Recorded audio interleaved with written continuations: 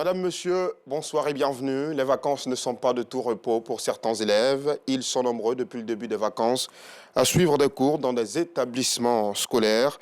À l'initiative de ces cours de vacances, des groupes d'enseignants, ils entendent améliorer le niveau des enfants avant la reprise de classe. Les parents, quant à eux, en sont heureux.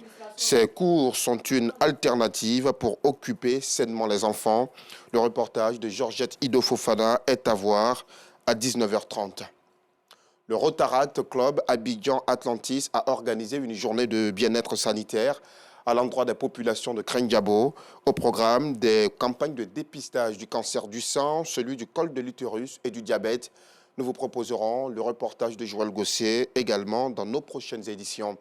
Les rideaux sont tombés sur ce samedi 20 août 2022 sur la 3e édition du Festival d'art et culture des Trois Arts, un festival qui a débuté le 9 août dernier à Jacquesville.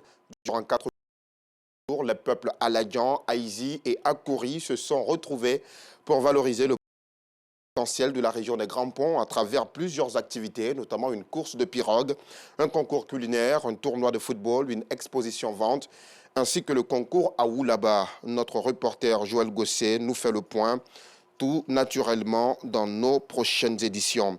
Et puis, plus loin de chez nous, au Mali, Abdoulaye Maïga est nommé Premier ministre par intérim. Le colonel était jusque-là ministre de l'administration territoriale et porte-parole du gouvernement depuis décembre 2021.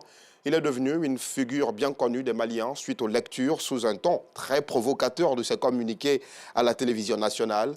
Pour rappel, le Premier ministre Choguel Kokala Maïga, lui, est selon la junte au pouvoir en repos maladie.